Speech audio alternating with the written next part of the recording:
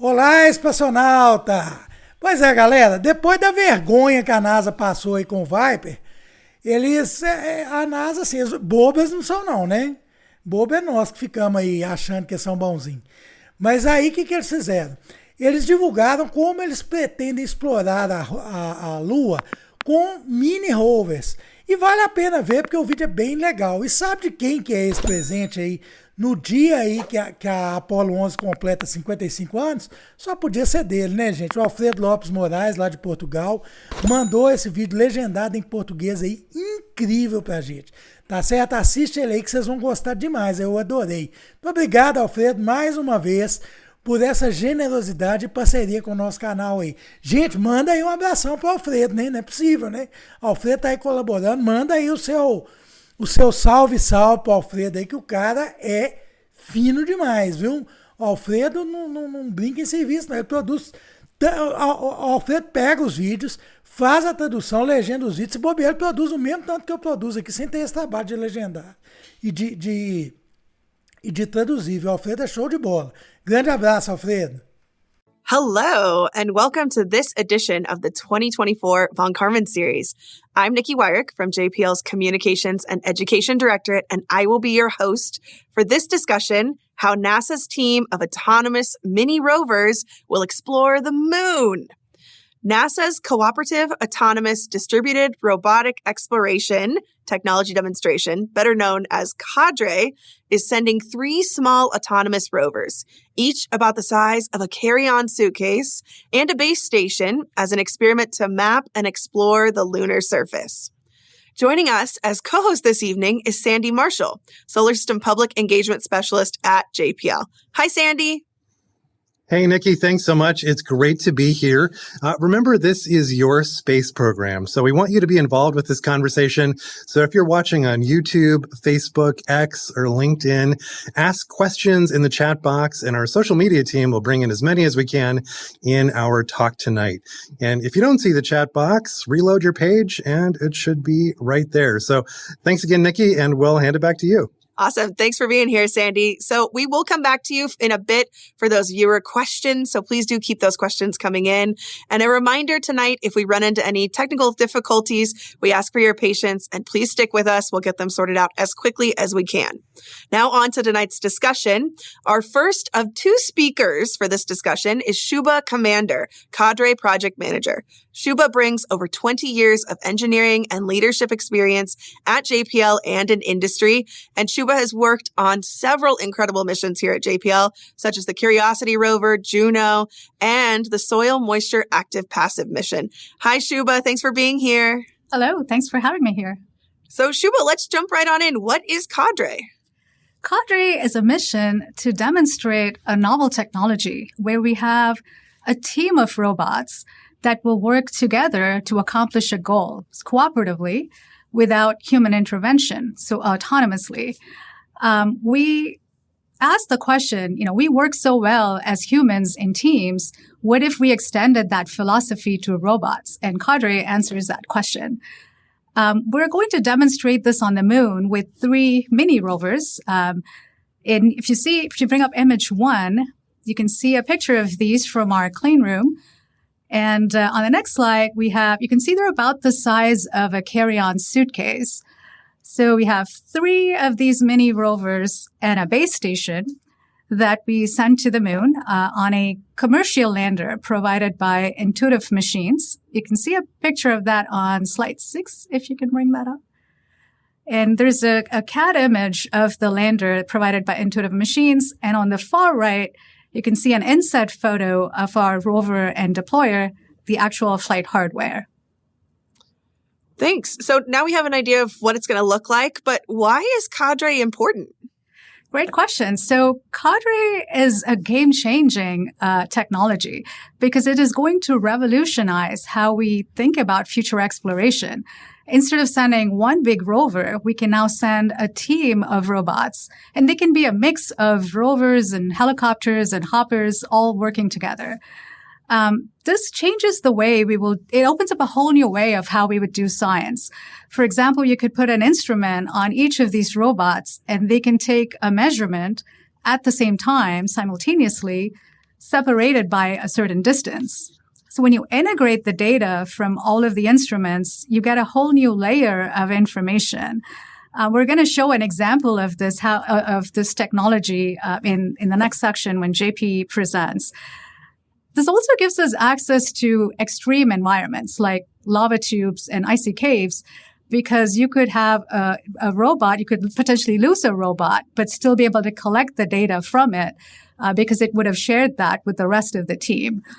And it's also important to note what's unique about this technology is that each individual robot is an intelligent and smart agent. It can act and make decisions locally while still following the plan for the team. For example, if we're doing a formation drive, each robot can detect obstacles in its local immediate path and avoid it while still maintaining the formation with the rest of the team. It sounds like this is a difficult environment. What are some of the challenges of building these small rovers for the lunar environment? Yeah, so one of the first things that limits us is we have a very limited mass and volume to launch in each mission. And because we want to maximize the number of robots we can send in each mission for multi-agent autonomy like this one, each individual robot has to be really lightweight and small. So if you look at picture on slide 7, this is a family portrait of one of our early prototypes in front of the Curiosity testbed. So it's a totally different scale. And even though it's small, it still has to be very powerful to fit onboard sensors and the computing capabilities needed for autonomy to run. And once the rovers are on the surface of the moon, they have to navigate around the lunar terrain through rocks and craters and lighting conditions that are very different from the Earth. And they have to deal with dust. Lunar dust is very fine, and it can rise up and deposit on cameras. The rovers rely on images from their stereo cameras in order to navigate around obstacles. So if it's covered with dust, they can't see very well. So they have to do all of this autonomously, and they also have to deal with the extreme temperatures on the surface of the moon. To the equatorial region where we're going, it could be something from minus 100 degrees Celsius at lunar dawn or dusk to plus 100 degrees Celsius at lunar noon. So they have to field all of this on their own. Those are some extreme challenges. And I love in that image that you just showed us, the scale between something like a rover the size of Perseverance and one of these cadre rovers. How did you prepare the rovers for these extreme challenges? That's the fun bit. We come up with innovative design solutions and analyze them to gain some confidence, and then we test them to show that they work. For example, to make them really lightweight and small, we turn to a lot of modern commercial off-the-shelf electronics and sensors, kind of like the processor you might find in your cell phone. If you look at image on slide 9, it shows a picture of how much we had to pack into this small volume. There's a lot of electronics and sensors there that are very powerful. You can also see we have both front and rear stereo cameras. So if the rover runs into iffy lighting conditions on one side, it can decide to drive backwards or do a wheelie and arc in place. To deal with things like lunar dust, for example, we designed the rovers such that there's no straight line path for dust to travel from the wheels and deposit on cameras or solar panels or actuators. And for the thermal environment, again, we have a very innovative solution where the rovers can predict based on the environment. They're responsive to their environment, so they can predict how much drive time they will have before they start to overheat. So as a team, they can decide, oh, we're going to overheat and let's go to sleep. They take a nap so they can cool off and radiate heat and then wake up again as a team together and pick up where they left off. So they're really smart to be able to do that. And then we test the rovers. So if you go to slide 10, this is a video of our flight rover and our flight deployer being tested in our clean room. As we anxiously make sure that it's able to egress out of what would be a lander and gently touch down on the surface. And it did that beautifully.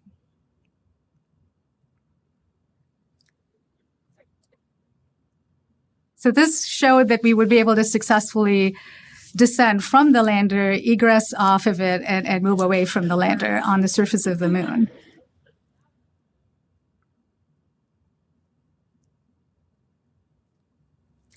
And on the next slide, we then subjected them to some vibration testing, kind of the environment they would see during launch, and made sure that they could withstand that. And on the next slide, let us finish.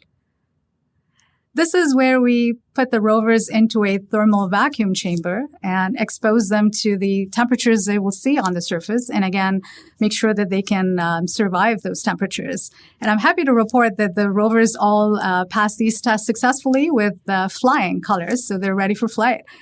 And on slide 8, if you can go back, we have these stunt doubles for our rovers. Essentially, we can take these other stunt double testbed rovers out of the clean room into our Mars yard at JPL, where we can test these rovers with actual terrain, rocks, craters.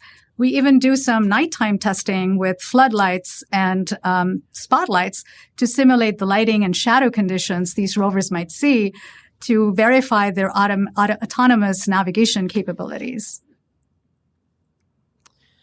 I mean, you've shown us some great pictures of your testing, and I would love to highlight as well the people in all of those images, right? This is not just about a team of robots that's doing this incredible work, but also a team of people.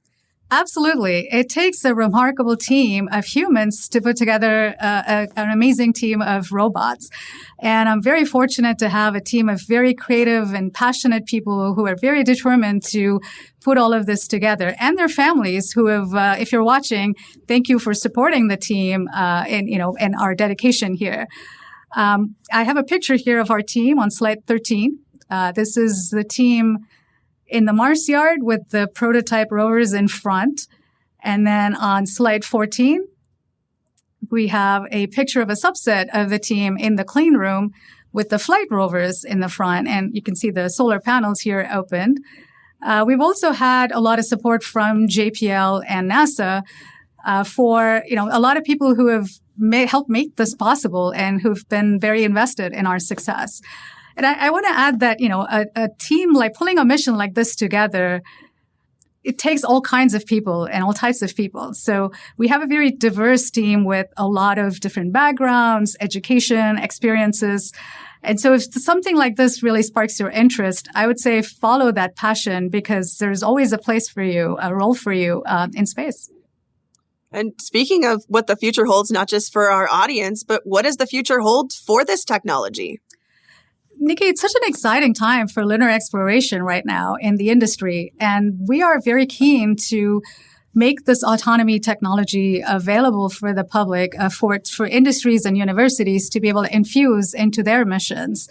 We're also looking to, we're already feeding forward some of this autonomy technology and the off-the-shelf power and avionics systems into our next mission concepts like Endurance, which is a long-range lunar rover study, and our larger projects like Mars Sample Return. And I want to emphasize this is not just about teaming within robots.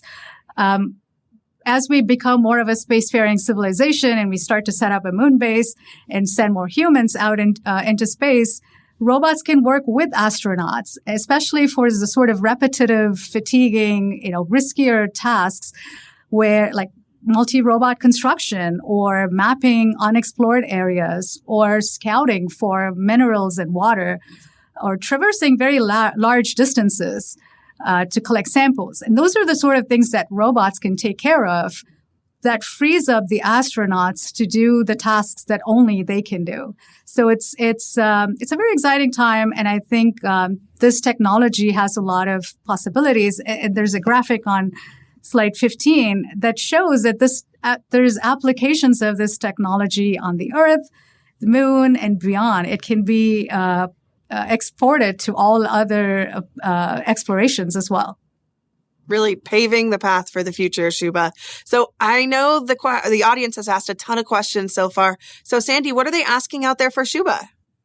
Yeah, thanks, Nikki. And big thanks to everybody in the audience for asking some fantastic questions and the great engagement we're seeing all across the platforms. Shubu, we got a few questions here for you. The first is from That Opal Guy on YouTube, who asks, what process was used when designing the wheels for these rovers?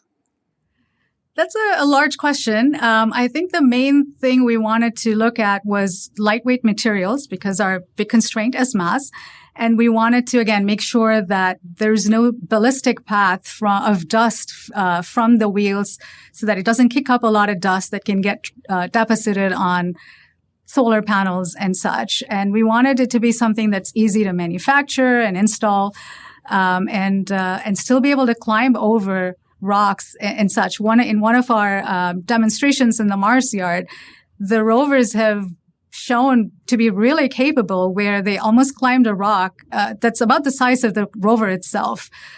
So those are the sort of factors that go in. Thanks so much, Shuba. That's excellent. The next one's about exploration. And Inga on Facebook is wondering, can these be used to explore moon caves or lava tubes?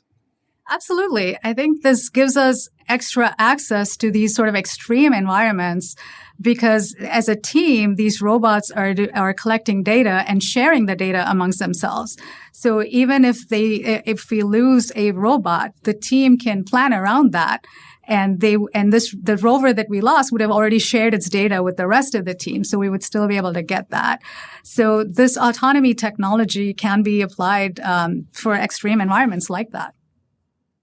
Well, and then speaking of other applications, Pia on LinkedIn is wondering, will autonomous helicopters be deployed? That's, again, one of the possibilities of this technology. We could even have a team that's a mix of a rover and a helicopter and a hopper. The technology itself, the autonomy stack, the software stack is independent of the underlying platform, the hardware platform. Well, thanks so much. Well, thanks again to the audience members across all the platforms for the great engagement. Please keep those questions coming. Shuba, thanks so much for those great insights. And Nikki, we'll hand it back to you. Great, Sandy. Thank you so much. And Shuba, we will be coming back to you a little bit later for some joint Q&A. But now I'd like to introduce our second speaker for this discussion, Dr. Jean-Pierre de Lacroix, cadre principal investigator. Jean-Pierre, or JP, earned his PhD in electrical and computer engineering with his research focused on new control techniques for large-scale robotic systems. At JPL, he continues to work on multi-agent robotics for new and challenging applications, such as the Cadre Technology Demonstration. Hi, JP. Hi, and good evening. So tell us a little bit more about the autonomy of these robots. Yeah, absolutely. I think we can take a look at slide 16, where we've got some of our prototype rovers operating in the Mars yard at JPL. And the test that they're doing in this image is all about maintaining an even spacing as they drive through the Mars yard and try to avoid rocks. And really, autonomy makes this happen, but it really makes this happen at two different layers. There is one layer at that I will call maybe like the surface mobility layer, where the robots, because they have all of the sensing, they have the cameras, they have the inertial measurement units, they've got sun sensors, they can basically track their motion through the world. They can understand what the world looks like, and they can drive themselves from point A to point B. So they're individually quite capable. And one could say, well, why wouldn't you just tell each individual robot where to go from the ground? But it makes it very difficult for them then to stay coordinated, right? Because they might go out of sync because they're not working together as a team. So the additional layer that we really need and that we're demonstrating with Cadre is what we call multi-agent autonomy. And this is the layer that brings a bunch of autonomous robots together and makes them work as a coordinated team. So this layer basically thinks about, well, if I have 2 robots or 3 or maybe even more robots, how would I arrange them? How would I ask them to drive together so that they always stay in equal spacing? How do I make sure that the team avoids all of the rocks and the craters and successfully completes their task? Yeah. So that's what we're looking at here. Let's bring up graphic 17, JP. What are we seeing here? I think that helps explain a little bit what you're talking about. Yeah, absolutely. And there's an interesting thing that the team does, which is actually called leader election. So rather than the robots arguing about, how do we get this task done, what they make an initial decision to say, okay, this robot is going to be our team leader for this portion of the mission. And then the team leader basically asks all of the other robots, okay, give me all the information that you have about the lunar surface. Let's combine our knowledge and figure out what the lunar surface looks like. And then the leader plans for the team.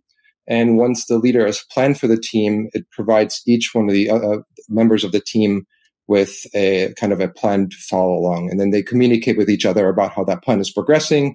If anything happens that they didn't expect, they communicate with each other and they stop, and then they replan and they try again, and they kind of keep doing this until they're successful. I love that teamwork. So let's pull up graphic 18. I think that's another good example of this teamwork you're talking about.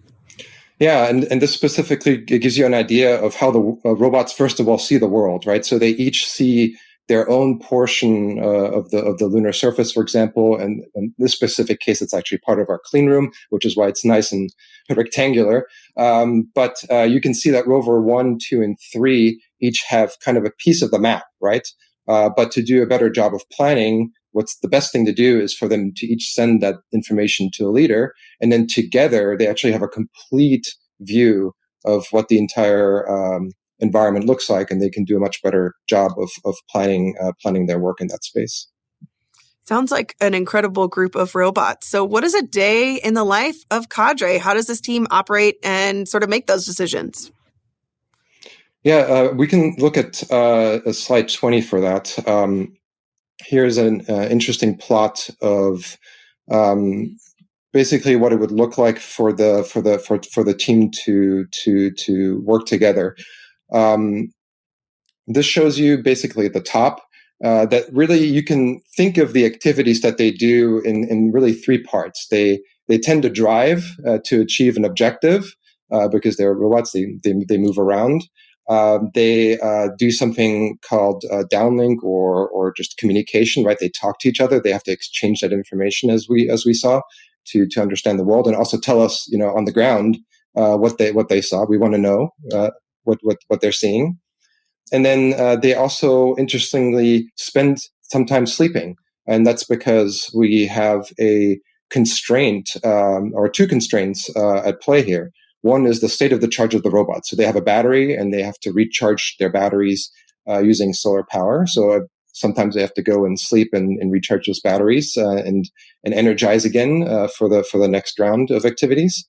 And also temperature matters. So every time that they move and think, they're basically heating up a little bit more. And there's a maximum temperature that they can tolerate. So again, going to sleep helps them kind of cool off and relax a little bit before they're asked to go and do some more work. These robots, they're not just changing the way we explore, right, JP, but they're also changing the way we can do all of the science?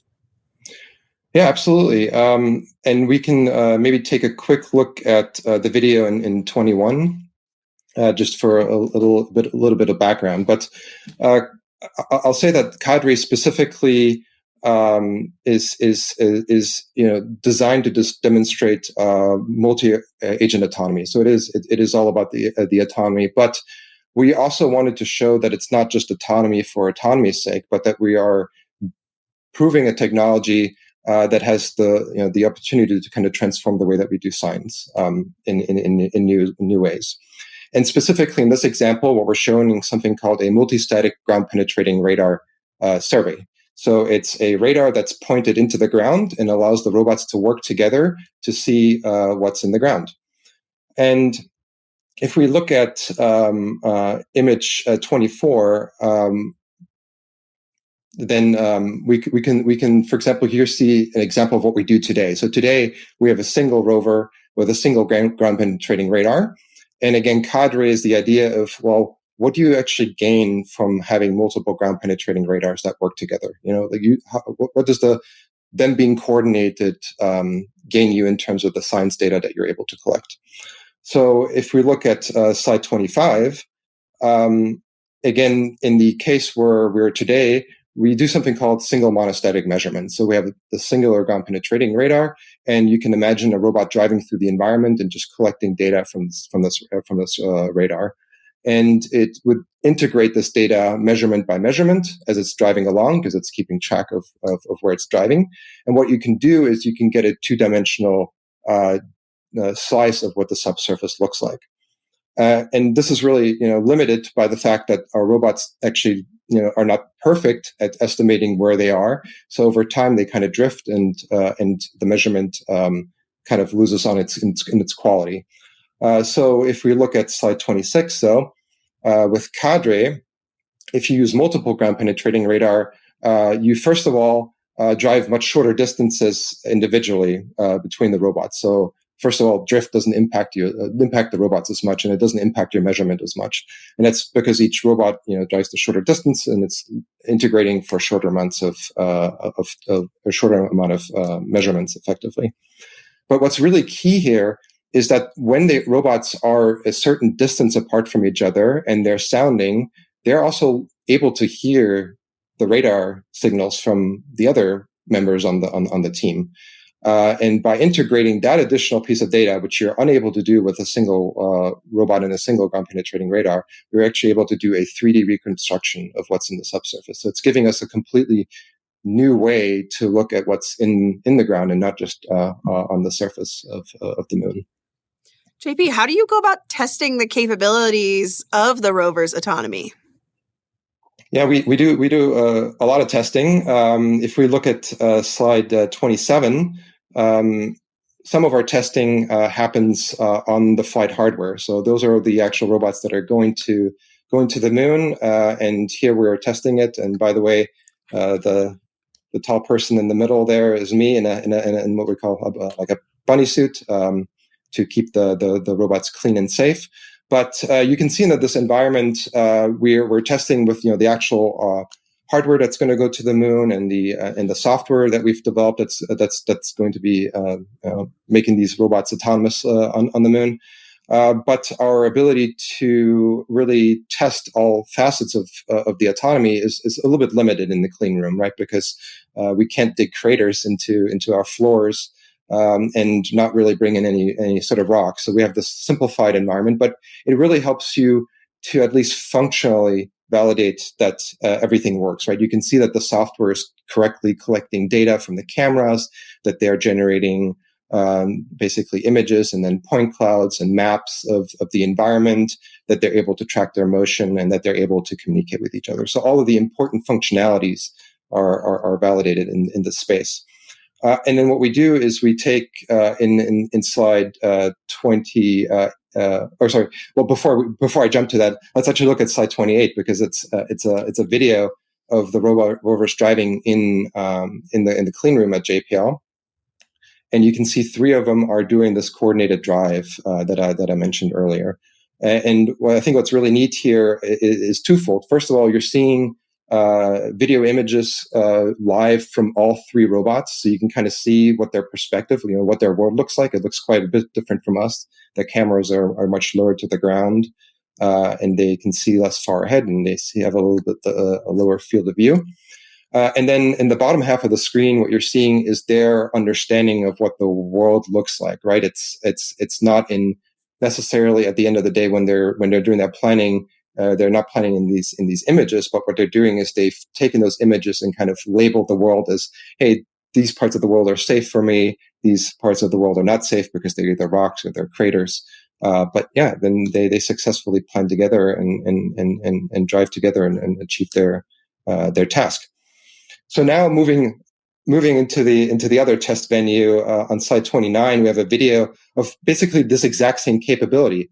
But what we're testing here is more about the performance, right? So we know functionally it works, but we can take our development rovers, which are not going to the moon, but are kind of the stunt robots, or they're designed to operate in this environment, to be able for us to go out there and test on a regular basis. And then now you can incorporate more parts of the environment, right? That we have these sandy surfaces, we have rocks, we can dig craters, We can have different lighting conditions by either testing during the day when there's sunshine, or we can go out at night and point spotlights and create these like really dramatic shadows that you would also see on the moon.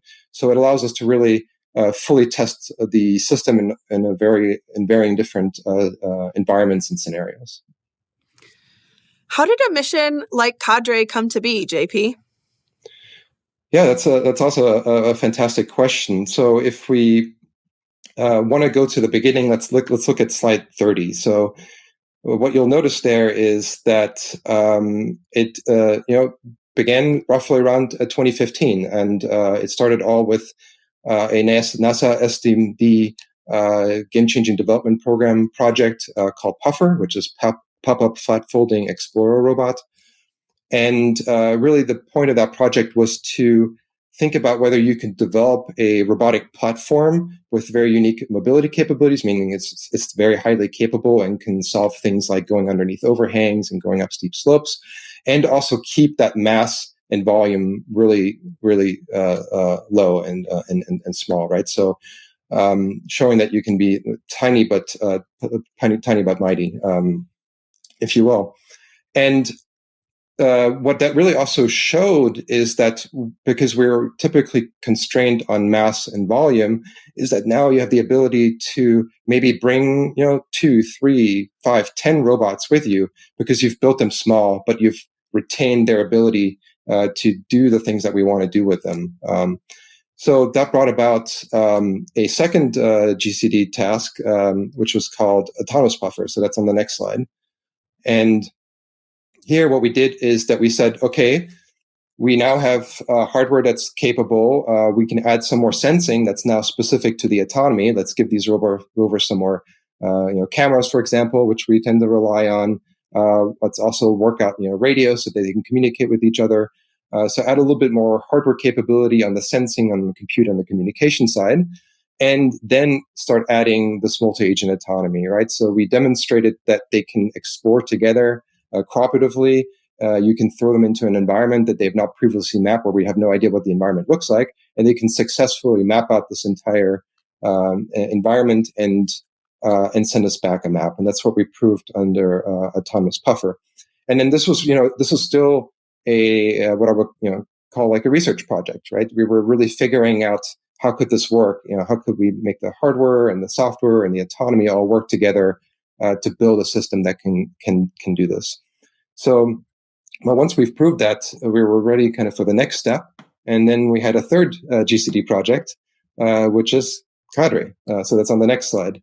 And Cadre really is taking the technology that we've been developing for quite some time in both terms, the hardware, the software, and the autonomy, and really turning that into a flight system, right? So you're further stressing kind of all of the things that you have to think about when you're sending something into space. And then also what we did is we added the multi-static ground penetrating radar that we talked about earlier.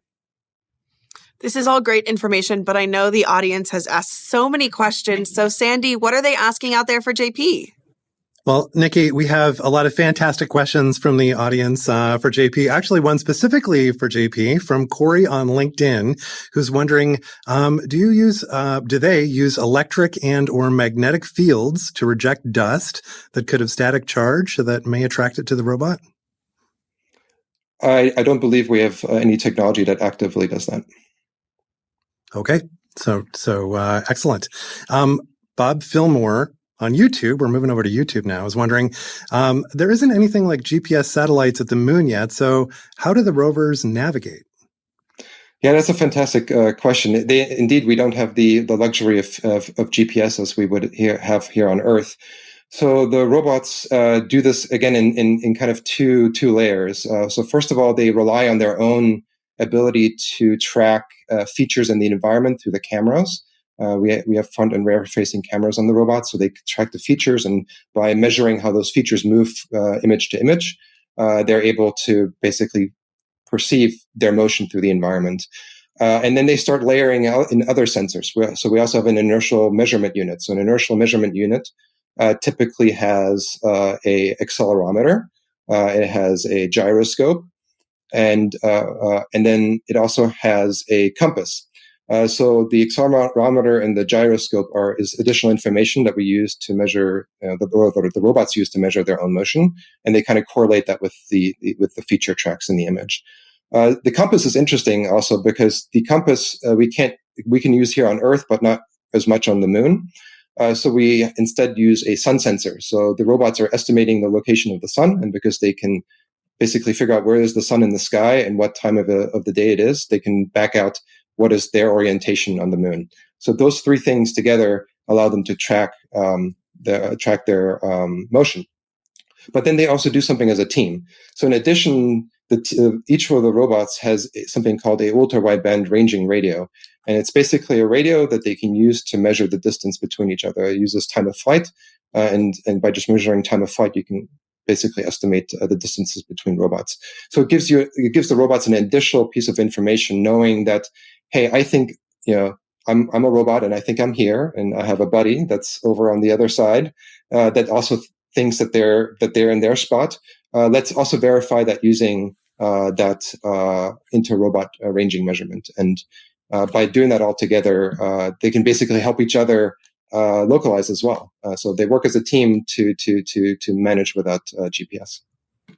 Well, that's excellent. Thanks for going into that detail, by the way. There's a number of questions about information sharing between the rovers and how that works. So thank you so much for covering all those bases. Another question, this one is from X, and this is from Randy on X, who's asking, what will these rovers do that hasn't been done before? So it's for us, it's really about having a coordinated team of robots. Again, mostly we send single robots out on missions, but in this case, we're sending a team. And again, what we're trying to show is that you can use multiple robots to, first of all, explore the surface of another planetary body other than Earth. All right, so that's why we're going to the moon. And we're showing that they can work together and show us what the surface looks like in higher detail than we're able to even see from orbit. And then second of all, again, going back to the ground penetrating radar, is that they can do what we call a class of measurements called distributed measurements, right? We have instruments in different places, taking measurements at the same time and correlating that data to learn something that you just simply can't do if you were to have a single robot drive to all three of these points, but separated in time. So you're taking advantage of the fact that you've got three or more of them in the environment. That's excellent, JP. Thanks so much for helping to answer those fantastic questions. And we have so many and a little bit of time. So Shuba, we're going to bring you back in as well. And we got a couple of questions, a few actually, for both of you. So we'll kind of do a tag team. And if one of you would like to jump in as well, please feel free. Shuba, we'll start with you on this one. This is from FatMat426 on X, who's wondering, will the rovers be protected from dust accumulation? And also, how will they cope with the temperature variations? Yeah, so we have, for sensitive parts like actuators, we have filters and seals. The electronics inside are also conformally coated to prevent dust from getting in there. So they do have certain protection barriers from dust. In terms of the temperature, we're using a lot of commercial parts, off-the-shelf parts, so we find ways to radiate heat if necessary, or add heaters where we have to keep them warm enough. So we have a combination of heaters where needed and radiators. That's why our solar panels actually deploy, so that we're not covering the radiator. We're exposing as much of a radiator space as we can, so that they can radiate heat out and keep the rover cool enough. Well, thanks so much. And that's a great transition to our next question, actually. JP, this one's for you. This is from Thanos on YouTube, who's wondering, another question about solar power, actually. It's a good transition. Is solar power easier on the moon than it is on Earth? Well, that's a great question. I don't think I've really thought about that deeply or done the analysis to say so. I mean, I will say that because we're going to the equatorial region, we have the ability that throughout the day, we'll have the sun practically overhead. It won't be kind of low on the horizon all the time. And that makes it easier for our solar panels, which are facing upward, to collect solar power throughout the mission. And then the only other thing I can really think of is that, we don't have clouds on the moon to worry about. So what we do know is that we've done the modeling to know that the robots have the ability to kind of sustain themselves off of the solar panel. And I think also earlier talked about the autonomy itself is reasoning about the state of charge and making sure that the robots don't go longer than they have charge for, so that they always kind of end their work early enough to go and sleep and take enough time to recover enough energy for the next work session. That's excellent. Thank you so much. Okay, Shuba, we're going to move to you. We've had a couple questions about solar power. We're going to move to software. So we have a number of questions about the software on the project. If you could share, this is from Payman on LinkedIn, who's wondering if you could please share with us what software package you use for the mission simulation. We have a in-house JPL simulation tool called DARTS, which actually uses images from LRO, the Lunar Reconnaissance Orbiter, as well. And so that's one of the tools that we use for simulation. I don't know, JP, do you have anything else to add? No, that's correct. I would also say that in our earlier prototyping phase, when we needed some simpler simulation, we used Gazebo and ROS, which is the robotic operating system. So those are both open source tools that you can get access to. So we used that earlier in our development, in addition to DARTS. Thank you so much. So DARTS, Gazebo, and what was the third one? Gazebo is usually part of the ROS, which is the robotic operating system. So those two things go together. Yeah. Excellent. Okay, wonderful. So the next question, JP, we'll stick with you on this one. This is from Terry on LinkedIn, who's wondering, what's the expected duration of the mission and what area is going to be covered by this team of autonomous rovers? Yeah, we're expecting to operate for a single lunar day. And the kind of the operational area that we have for this technology demonstration is within 100 meters radius of the lander. So we're going to have the robots stay within that area. And then each one of the experiments that we're doing, in both in terms of the exploration and the distributed measurement, they can range anywhere from 5 meters squared or 5 meters of driving all the way up to 20. So those are roughly the kind of the envelope of our experiments that we'll be doing with the robots.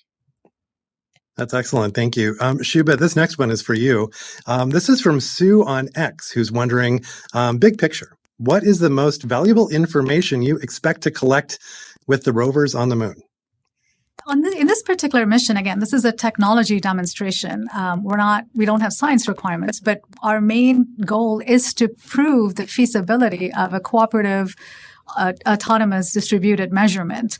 So if we are successful with this, it can scale to larger rovers, to, like we said, a combination of rovers and other platforms, other vehicles.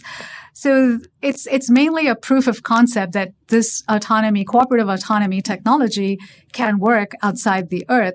And as part of that, we also have this ground penetrating radar demonstration and being able to show that we can map 3D subsurface maps. It would be a great proof of concept. That's excellent. Thank you. So JP, we'll go to you for this next one and then to Shuba for any other thoughts. This is from General Turian on YouTube, who's wondering, are there plans in the future to use this same approach as Cadre on other locations such as Mars, Titan, etc.? Yeah, absolutely. I think, again, our hope with this technology demonstration is really that it's going to spawn follow-on missions that will take advantage of the technology, right? You could certainly see different instruments and different locations being combined with Cadre and being successful in those places that were mentioned. Thanks. And Shuba, we'll hand it to you for any other thoughts on plans for the future to use the same approach as Cadre on any other locations. Yeah, absolutely. Once we show this on the moon, I think it's really a precursor to being able to show this anywhere else in the solar system, including around Earth. And I talked about extreme environments earlier. So there is a lot of extreme environments in other places too. I don't see why this couldn't be extended to ocean worlds or icy caves or other forms of robots. The autonomy software could be ported onto those vehicles as well.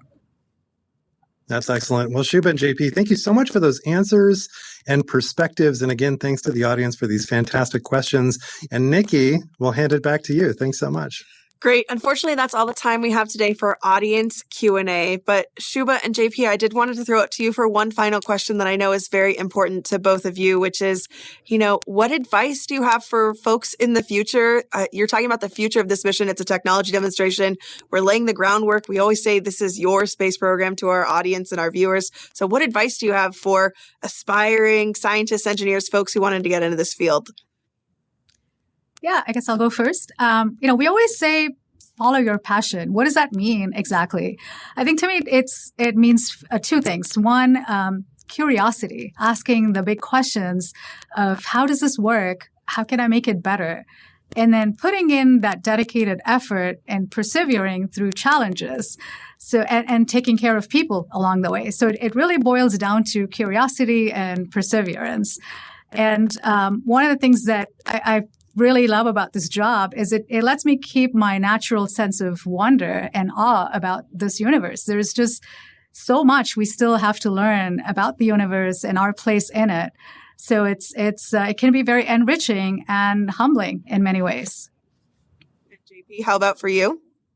Yeah, I mean, well, first of all, I fully agree with what Shubha said, and what I would add to that is that just know that whatever you may be interested in and what you're passionate about, there's a place for that, and it's required to make things like Cadre happen. Like our robotics and space missions and all the things around it really require a very large team with a very diverse set of experiences and expertise.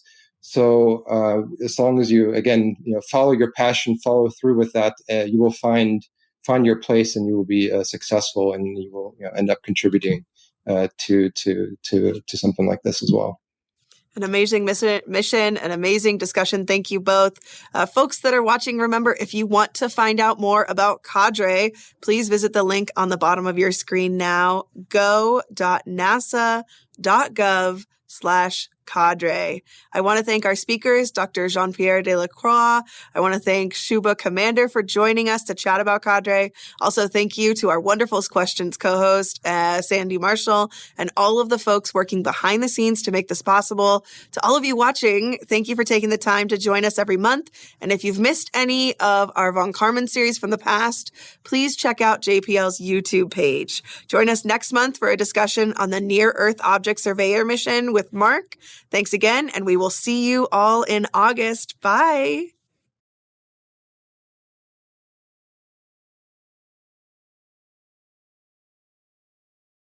Bom, gente, e esse vídeo é muito importante a gente agradecer a colaboração do Alfredo, né?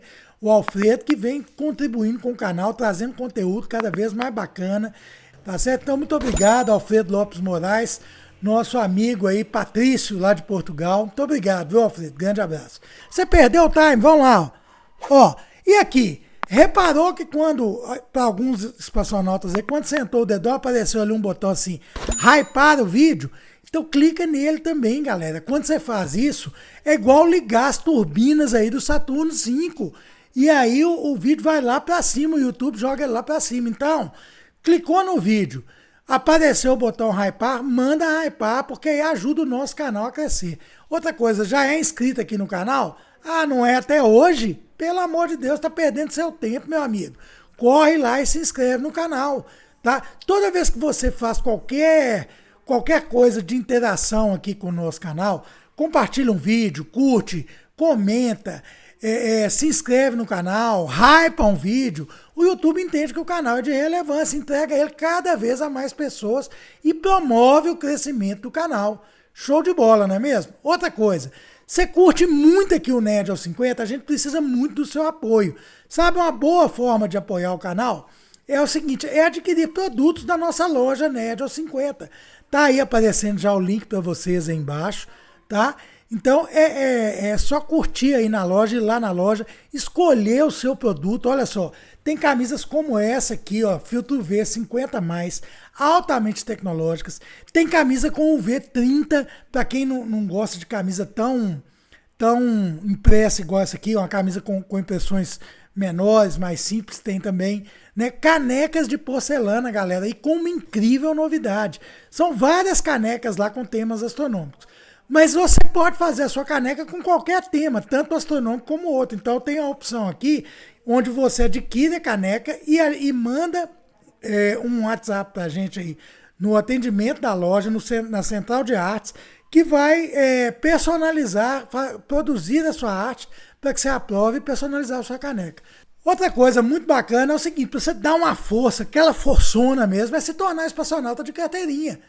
Uai, Nerd, como é que é isso? Fácil demais, gente. É só você tá aqui, ó. Vou mostrar para vocês aqui, ó. Aqui, tá vendo aqui, ó? Não tem um botão aí, seja membro? Pois é. Clica nesse botão, você vai ver ali que tem várias propostas. Aí você estuda, analisa, vê qual que é que dá para você aí, dá para o seu bolso. Mas olha só, a primeira proposta ali para você ser membro Sputnik do canal é a partir de 16 centavos por dia, gente. É muito baratinho. Dá R$ 4,99 no final do mês. Muito baratinho, não é? Então, vem pra cá ser espaçonauta de carteirinha, dá essa força pra gente e você vai ganhar vários benefícios. Ah, tava achando que é só contribuir? Não, vai ganhar benefícios. Ó, assiste aos nossos vídeos primeiro. Você consegue... Você consegue aí participar do nosso grupo de WhatsApp. Você vai participar das lives especiais aí só para membros. Vai começar semana que vem, já tem a primeira. Então é isso aí.